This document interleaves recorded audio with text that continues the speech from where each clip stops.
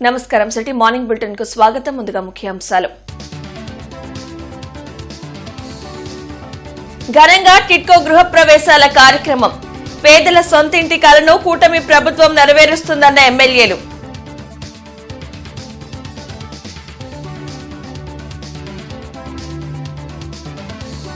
పేద కుటుంబాల అభ్యున్నతికి P4 ఒక వరం.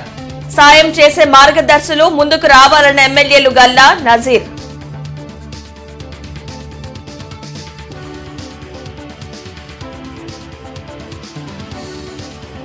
జల్సాల కోసం దొంగతనాలకు పాల్పడే 2 అంతర్రాష్ట్ర దొంగల అరెస్ట్. బంగారం, నగదు రికవరీ.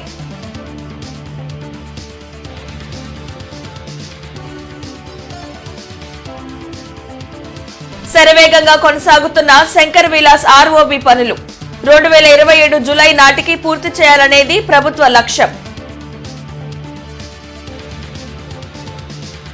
జిల్లాలో టిట్కో ఇళ్ల గృహప్రవేశాలు ఘనంగా జరిగాయి.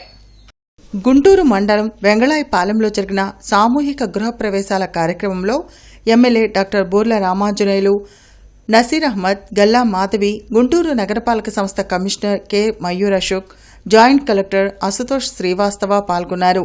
గృహప్రవేశాల ప్రారంభోత్సవం చేయించారు. జిల్లాలో మొత్తం 7,472 టిట్కో గృహప్రవేశాలు పూర్తి చేయడానికి చర్యలు చేపట్టారు. అడవితక్కిలపాడులో 4,192 గృహాలు, వెంగళాయపాలెంలో మొదటి దశలో 1,888, రెండవ దశలో 1,392 గృహాలు నిర్మించారు. ఈ సందర్భంగా ఎమ్మెల్యే బోర్ల రామాంజనేయులు మాట్లాడుతూ 2017లో ముఖ్యమంత్రి చంద్రబాబు నాయుడు టిట్కో ఇళ్లను ఇచ్చారన్నారు. ఎమ్మెల్యే నసీర్ అహ్మద్ మాట్లాడుతూ సొంత ఇల్లు ఉండాలనేది ప్రతి ఒక్కరి కల అన్నారు. చంద్రబాబు నాయుడు సొంతింటి కల సాకారం చేశారని తెలిపారు. ఎమ్మెల్యే గల్లా మాధవి మాట్లాడుతూ గడిచిన 7 సంవత్సరాలుగా లబ్ధిదారులు ఎదురుచూస్తున్న కల నెరవేరిందన్నారు. ముఖ్యమంత్రి దూరదృష్టితో ఆలోచించి పేదలకు గూడు కల్పించాలనే లక్ష్యంతో పనిచేస్తున్నారని చెప్పారు. జాయింట్ కలెక్టర్ అశుతోష్ శ్రీవాస్తవ మాట్లాడుతూ ప్రతి కుటుంబానికి ఒక సొంత ఇల్లు ఉండాలని, ఒక పారిశ్రామికవేత్త ఉండాలని ముఖ్యమంత్రి ఆశయమన్నారు. గృహప్రవేశాన్ని చేసి సంతోషంగా ఉండాలని పిలుపునిచ్చారు. నగరపాలక సంస్థ కమిషనర్ కె మయూర్ అశోక్ మాట్లాడుతూ పట్టణ పరిధిలో చాలా వరకు గృహాలకు రిజిస్ట్రేషన్ పూర్తయిందన్నారు. టిట్కో సమన్వయంతో వసతి సౌకర్యాలు కల్పిస్తామని చెప్పారు.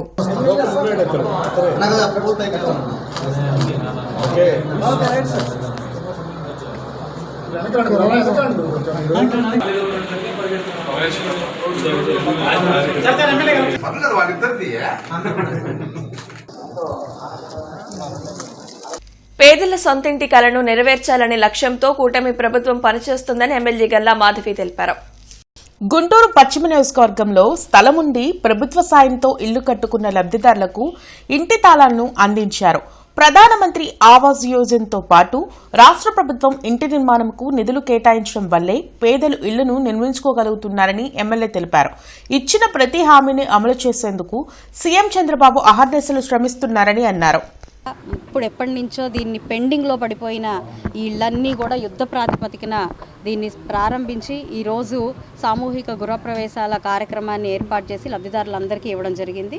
ఈ నేపథ్యంలోనే స్థలం ఉండి ఇల్లు కట్టుకోవాలి అని అనుకుంటున్న ప్రతి సామాన్యుడికి PMAY స్కీమ్ కింద 2.0 స్కీమ్ కింద దాదాపుగా నా పశ్చిమ నియోజకవర్గంలోనే 636 బెనిఫిషరీస్ని గుర్తించడం, వారందరికీ కూడా ఈ యొక్క తాళాలని అందించడం, వారికి సామూహికంగా గృహప్రవేశాలు వారి చేత చేయించడం అనే కార్యక్రమాన్ని చేపట్టి మరి చంద్రబాబు నాయుడు గారు కూడా సూళ్లూరుపేటలో ఈరోజు ఈ టిట్కో ఇళ్ళని కూడా ఓపెన్ చేయడం జరుగుతూ ఉంది. ఇల్లు సామాన్యుడికి ఎంత అవసరమో, ఎంత ముఖ్యమో దాన్ని నిజంగా ముందుకు తీసుకెళ్లిన వ్యక్తి, నాయకుడు నారా చంద్రబాబు నాయుడు గారు. రాష్ట్ర వ్యాప్తంగా 5.50 లక్షలకు పైగా ఇళ్ల నిర్మాణాలను చేపట్టి వారి కుటుంబాలలో కూటమి ప్రభుత్వం ఆనందాలు నింపింది. తూర్పు నియోజకవర్గంలోని ఐపీడీ కాలనీలో కొలిశెట్టి శారద గృహప్రవేశ కార్యక్రమానికి తూర్పు ఎమ్మెల్యే నసీర్ అహ్మద్ హాజరయ్యారు.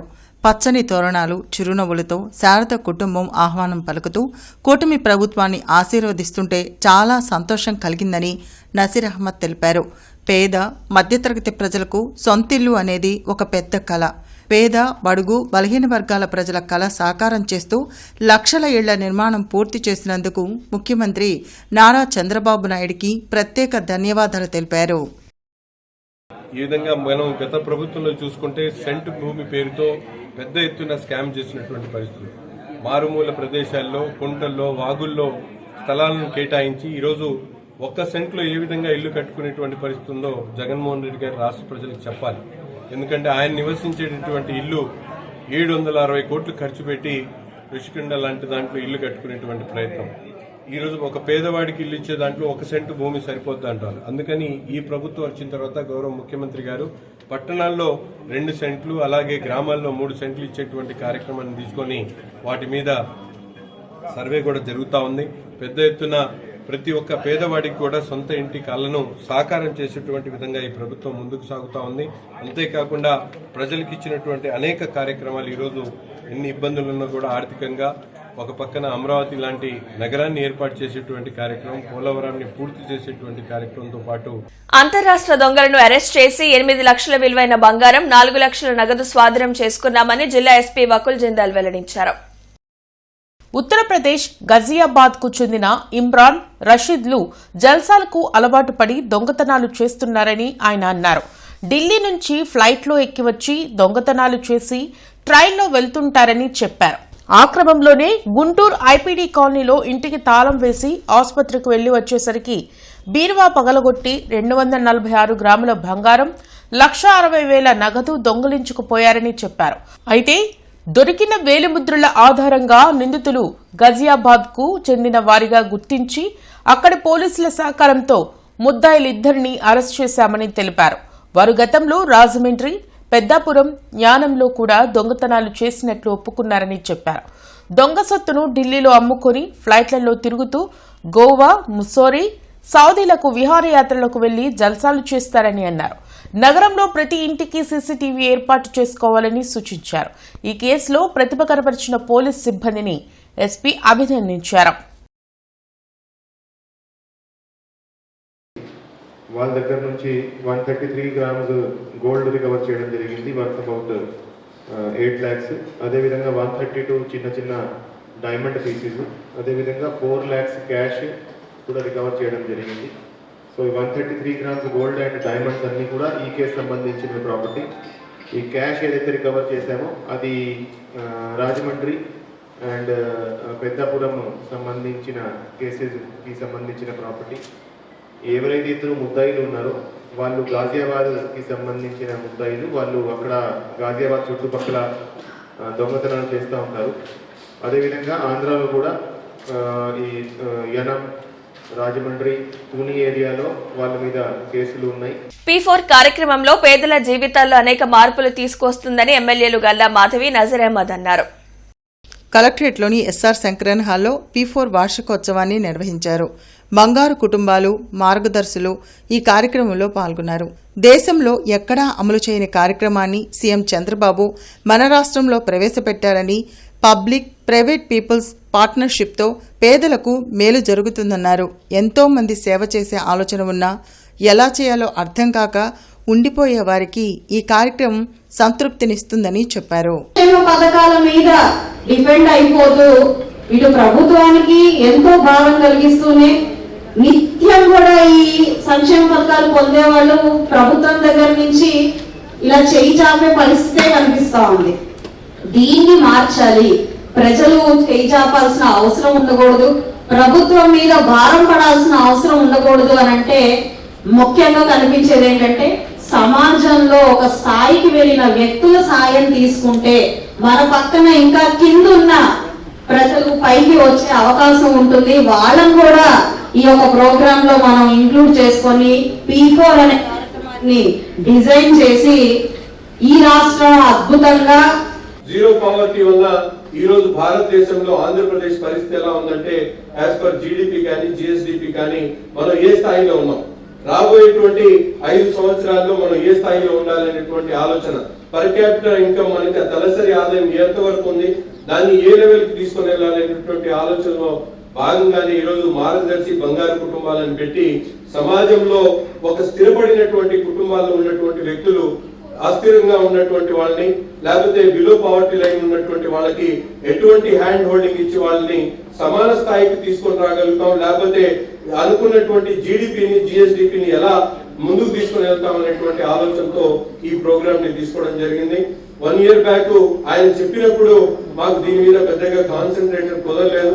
అధికారులు పదే దాని మీద దృష్టి సారించి మాకు చెప్పడం జరిగింది. దానివల్ల ఈ P4 కాన్సెప్ట్ లో కూడా there were 2 types of things. మీరు ఫైనాన్షియల్ హెల్ప్ ఇవ్వచ్చు మరియు మీరు నాన్ ఫైనాన్షియల్ హెల్ప్ కూడా ఇవ్వచ్చు. ఫైనాన్షియల్ హెల్ప్ ఓకే, మీరు వన్ టైమ్ హెల్ప్ ఇస్తున్నారు టు ద ఫ్యామిలీస్.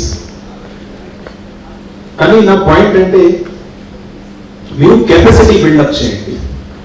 ఇప్పుడు సిపిఓ గారు చెప్పారు, ఇనిషియల్లీ వాళ్ళు ఫస్ట్ ఐడెంటిఫై చేశారు ఒక ఫ్యామిలీలో నీడ్ ఏంటి, అవసరం ఏంటి. సో 2 కేటగిరీస్ లో ఐడెంటిఫై చేశారు. First is the primary, second is the secondary. Primary secondary ఏమీ లేదు, ఫస్ట్ ప్రయారిటీ ఏంటి, సెకండ్ ప్రయారిటీ ఏంటి. మన JSWS స్టాఫ్ వెళ్ళారు అండ్ ఇది అడిగారు ఫ్యామిలీస్ తో. చాలా మంది families it's a good thing ఏం అడిగారు, ఎంప్లాయ్మెంట్ ఇవ్వండి. 2027 జులై నాటికి 4 నెలల శంకర్ విలాస్ ఆర్ఓబి నిర్మాణ పనులు పూర్తయ్యే అవకాశాలు ఎక్కువగా ఉన్నాయని స్థానికులు అభిప్రాయం వ్యక్తం చేస్తున్నారు. నగరంలో పెరుగుతున్న ట్రాఫిక్ రద్దీని దృష్టిలో పెట్టుకుని కేంద్ర సహాయ మంత్రి పెమ్మసాని చంద్రశేఖర్ పాత శంకర్ విలాస్ బ్రిడ్జ్ స్థానంలో 4 లైన్ల ఆర్ఓబి నిర్మాణం చేపట్టారు. అయితే శంకర్ విలాస్ బ్రిడ్జ్ కూల్చివేయడంతో అరండల్పేట, బ్రాడేపేట మెయిన్ రోడ్లోని వ్యాపారాలు పూర్తి స్థాయిలో మూతపడ్డాయి. దీంతో వ్యాపారస్తులు లక్ష్మీపురం మెయిన్ రోడ్ బాట పట్టారు. బ్రాడేపేటలోని హాస్టల్స్ కూడా సగానికి సగం పడిపోయాయని స్థానికులు తెలిపారు. కానీ 4 లైన్ల శంకర్ విలాస్ బ్రిడ్జ్ నిర్మాణం పూర్తి అయితే మరల అరండల్పేట, బ్రాడేపేట మెయిన్ రోడ్లోని వ్యాపారాలకు పునర్వైభవం వస్తుందని భావిస్తున్నారు. ఏది ఏమైనా మంత్రి పెమ్మసాని హామీ ఇచ్చిన మేరకు బ్రిడ్జి నిర్మాణం సకాలంలో పూర్తి చేస్తేనే నగర ప్రజలు ట్రాఫిక్ కష్టాల నుండి బయటపడతారు.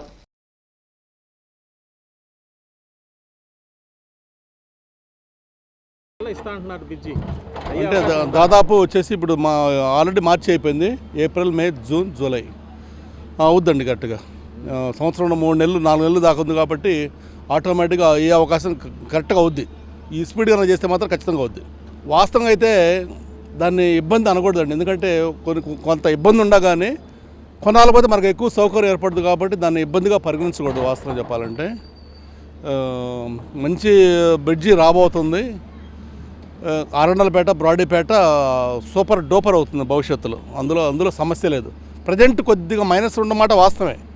కొన్ని వ్యాపారాలు కూడా బ్రాడీపేటలో 4 లైన్ల వ్యాపారాలు మొత్తం కూడా లక్ష్మీపురం మెయిన్ రోడ్డుకి వెళ్ళిపోయినాయి. మొత్తం కూడా పెద్ద పెద్ద షాపులు అయినా కానీ ఇబ్బంది లేదు. భవిష్యత్తులో బ్రాడీపేట, అరండల్పేట మళ్ళీ పుంజుకుంటుంది, టాప్ అవుద్ది అంతే.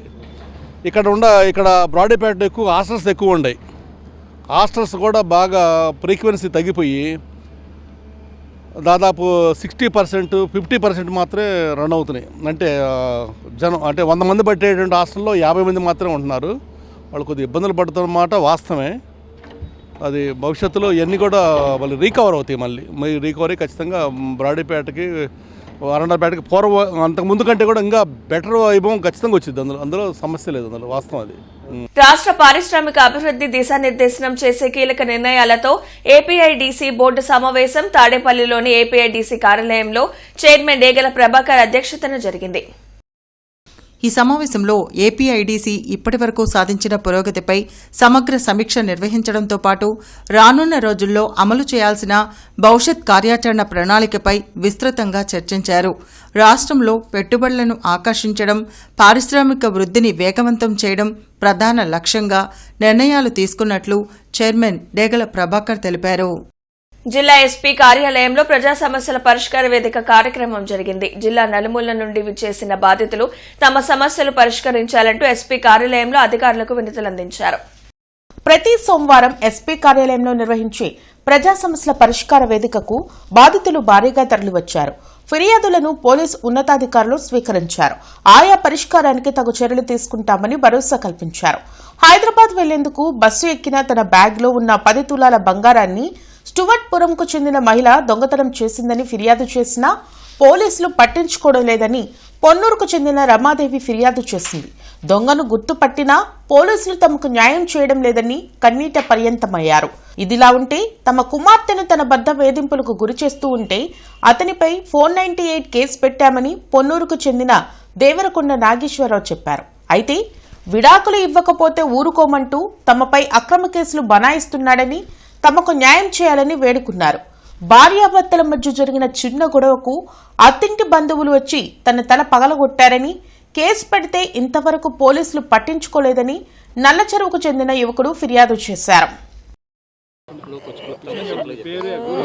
మాది పొన్నూరు దగ్గర ఇటుకంపాడు అండి, నండూరు ఇటుకంపాడు.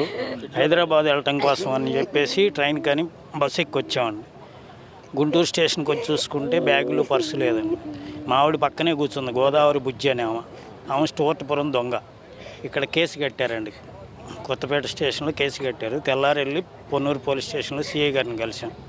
పొన్నూరులో ఎక్కాం కదండి బస్సు అని అంటే ఆయన బాపట్ల స్టేషన్కి ఫోన్ చేసి ఫోటోలు తెప్పించారు. ఆ ఫోటోల్లో రెండో ఆమె గోదావరి బుజ్జి. ఆ ఫోటోలు ఇక్కడికి పంపించారు స్టేషన్కి. అది సుబ్బారావు గారు డీల్ చేస్తున్నారు ఆ కేసు. ఆయన అప్పుడు వీడియో తీసుకొచ్చారు. ఆమెకి పక్షవాతం వచ్చింది, ఇంటి దగ్గరే తిరుగుతుంది, మంచంలో ఉందని చెప్పి తీసుకొచ్చారు. మరి ఇప్పుడేమో ఆమె నెల్లూరులో దొంగతనం చేస్తే పట్టుబడి నెల్లూరు జైల్లో ఉంది. ఏది కరెక్ట్ అండి? మా బంగారం మాకు పిస్తే చాలండి.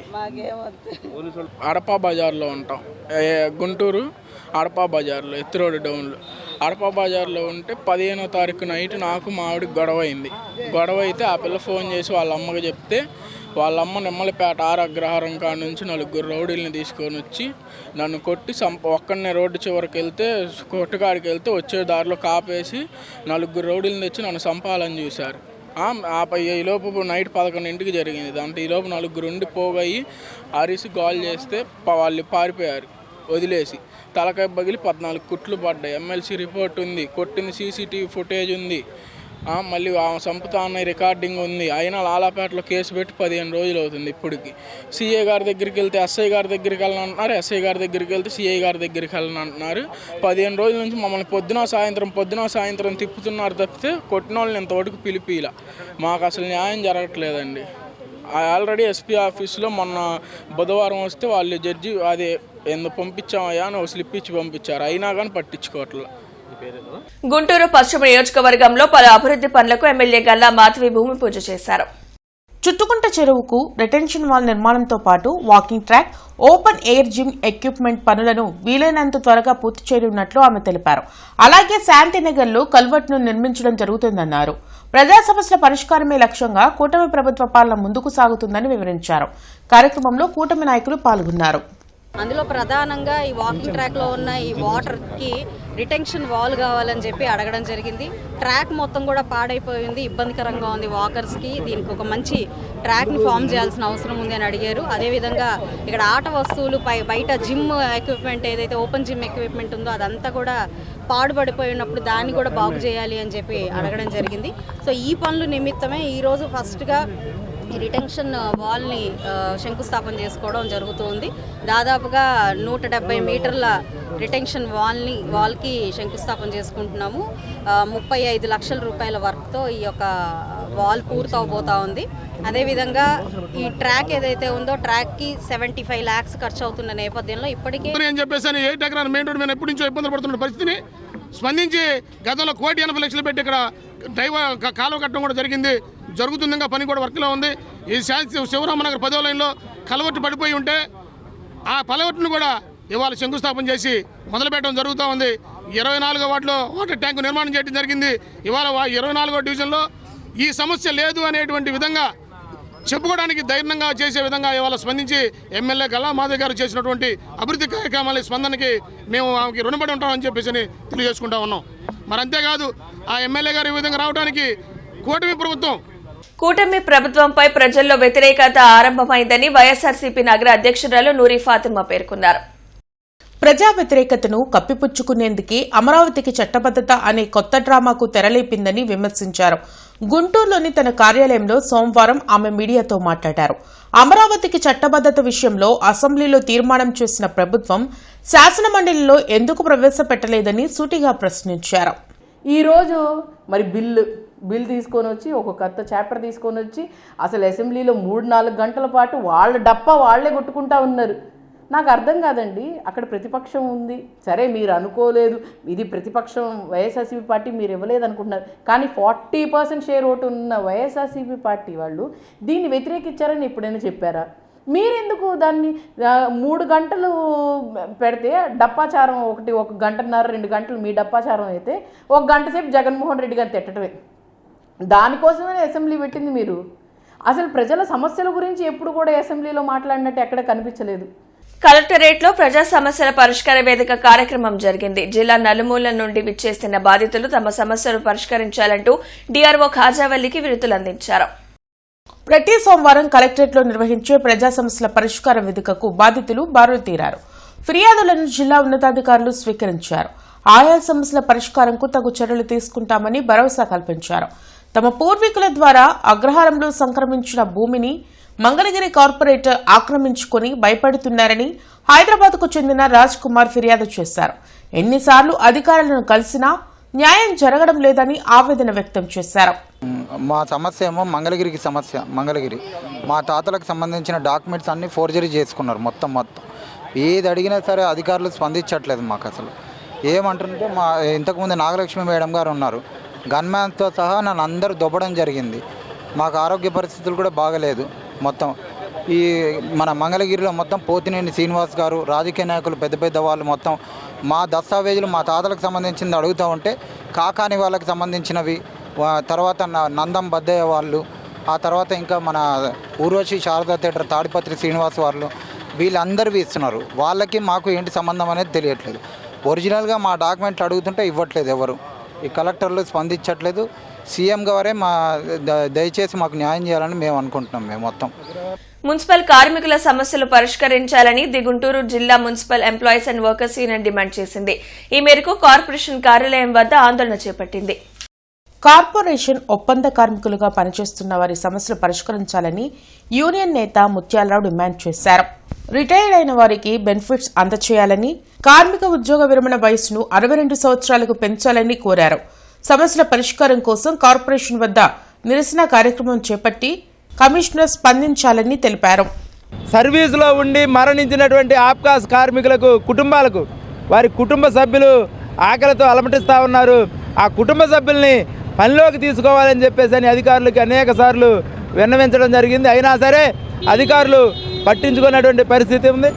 వీటితో పాటుగా రాష్ట్ర వ్యాప్తంగా 12వ PRCని వెంటనే ప్రకటించాలని చెప్పేసి CITU అనుబంధ మున్సిపల్ కార్మిక సంఘంగా రాష్ట్ర వ్యాప్తంగా అనేక పోరాటాలు నిర్వహించడం జరుగుతుంది. దానిలో భాగంగా ఈరోజు రాష్ట్ర వ్యాప్తంగా అన్ని మున్సిపల్ కార్యాలయాలు, జిల్లా కలెక్టర్ కార్యాలయాల దగ్గర నిరసన కార్యక్రమాలు, ధర్నాలు నిర్వహించడం జరుగుతుంది. కార్పొరేషన్ కార్యాలయంలో ప్రజా ఫిర్యాదుల పరిష్కార వేదిక కార్యక్రమం జరిగింది.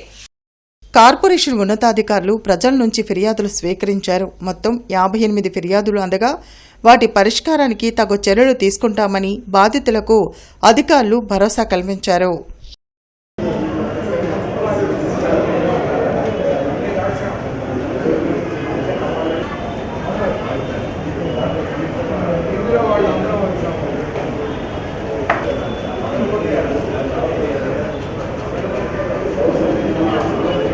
సినీ దర్శకుడు విఘ్నేశ్వర డ్రెస్ కంపెనీ యజమాని వీరేళ్ల శివనాగేశ్వరరావు ఆధ్వర్యంలో ఇటీవల కళారత్న అవార్డు స్వీకరించిన తుర్లపాటి రాధాకృష్ణమూర్తి, షేక్ సైదులని ఘనంగా సన్మానించారు.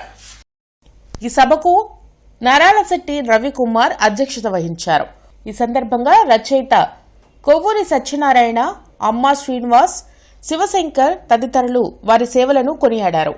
నాటక అకాడమీ చైర్మన్ గుమ్మడి గోపాలకృష్ణ జూమ్లో వారిద్దరిని అభినందించారు. కళారత్న స్వీకరించిన వారిరువురు పద్యాలు పాడి ప్రేక్షకులను రంజింపచేశారు. ఆయన నన్ను వెంట పెట్టుకుని ఈ నాటకాలుకి తీసుకెళ్ళటం, చూడటం. అప్పుడు నాటకాలు తెలియదండి నాకు. ఆయన వెంట పెట్టుకొని నాకు దాదాపు ఒక 50 సంవత్సరాలు గట్టిగా ఆయన నాకు అండగా ఉండి నన్ను వెంట పెట్టుకుని ఏ ఊరు నాటకానికి వెళ్ళినా నన్ను ముందు ఆయన ఉండేవాడండి. నాకు నిజంగా చెప్పాలంటే నాకంటే 4-5 సంవత్సరాలు పెద్ద. ఆయన నాకు గురువు అనే చెప్పాలి. కలిసి చాలా కాలం ఆడాం నాటకాలు. వాళ్ళ కుమారుడు అబ్బాయి నాగేశ్వరరావు ఎంతో అభిమానంతో ప్రేమతో నాకు ఈ సన్మానం ఏర్పాటు చేశారు. చాలా సంతోషం నాయన. అందరికీ నమస్కారం. పీసపాటి నరసింహమూర్తి గారు కృష్ణుడు, వేమూరు రామయ్య గారు కర్ణుడు, బివి రంగారావు గారు అర్జునుడు, ధూళిపాల సీతారామశాస్త్రి గారు దుర్యోధనుడు. అలాగా ఆ రోజు ఒక పరిషత్ సభలో ఉపన్యాసం ఇవ్వాల్సి వచ్చి మరి గుమ్మడి వెంకటేశ్వరరావు గారు యూనివర్సిటీకి రావడం జరిగింది. ఆయన కూడా నాటకం చూస్తూ కూర్చున్నారు. దుర్యోధనుడు చాలా మెచ్చుకున్నారు. స్టేజి మీదకి వచ్చి దుర్యోధనుడు వేసినటువంటి ధూళిపాళ గారిని సత్కరించారు. ఆయన ఎంతో సత్కరించి, మీకు మా శుభాశీస్సులు ఎప్పుడూ ఉంటాయి, మంచి అభివృద్ధిని పొందుతారు మీరు అని ఆశీర్వదించారు. ఎందుకంటే సైదులు గారు కానీ తొర్లపాటి వారు కానీ తెలియనటువంటి వారు ఉండరు అనుకుంటున్నాను. ఎందుకంటే అన్ని గొప్ప కొన్ని వేల నాటకాలు ఆడారు. ఈరోజు మా నాన్నగారు కూడా వీళ్ళతో కలిసి కొన్ని వేల నాటకాలలో ప్రదర్శన చేశాడు. అనేకమైన క్యారెక్టర్లతోటి వారి అడుగుజాడల్లోనే నేను నడుస్తూ పౌరాణిక నాటకంలో ప్రారంభించి వారి కాడికి ఇంకో 2 అడుగులు ముందుకేసి ఒక సినిమా నిర్మాతగా దర్శకునిగా 2 సినిమాలు చేయటం జరిగింది. రుద్రాక్షరం ఒకటి, చింతామణి సొంత మొగుడు ఒకటి. ఆ అర్హత ఉంది కాబట్టి మా గురువుగారులకి ఇద్దరికీ సన్మానం చేసుకునే భాగ్యం కలిగిందని చెప్పి సంతోషిస్తూ. నేటి మిర్చి ధరలు ఇలా ఉన్నాయి. నాన్ ఏసీ మిర్చి ధరలు: కామన్ వెరైటీ 334 రకం minimum 13,500, maximum 22,500, model 22,000. Number 5 minimum 14,500, maximum 22,000, model 20,500 రూపాయలు. 273 రకం మినిమం 14,000, మాక్సిమం 21,000, మోడల్ 20,500 రూపాయలు. 341 రకం మినిమం 14,000, మాక్సిమం 22,000, మోడల్ 21,000. 4,884 రకం మినిమం 13,500, మాక్సిమం 19,000, మోడల్ 18,500 రూపాయలు. సూపర్ 10 మినిమం 14,000, మాక్సిమం 22,000, మోడల్ 21,500 రూపాయలు. స్పెషల్ వెరైటీ తేజ రకం minimum 13,000, maximum 19,300, model 19,000. Byadgi 355 minimum 14,000, maximum 23,000, model 22,000. దేవనారు deluxe minimum 15,500, maximum 22,000, model 21,500. Armoor రకం మినిమం 13,500, మాక్సిమం 18,000, మోడల్ 17,500 రూపాయలు. మిర్చి తాలూకాయ కామన్ వెరైటీ 334 రకం minimum 7,500, maximum 10,500, model 10,000. Number 5 minimum 7,500, maximum 10,000, model 9,500 రూపాయలు. 341 రకం minimum 8,000, maximum 11,500, model 11,000. Special variety Teja రకం minimum 7,500, maximum 9,600, model 9,300. Byadgi minimum 8,500, maximum 10,500, model 10,000 రూపాయలు. ఈ వార్తలు ఇంతటితో సమాప్తం. నమస్కారం.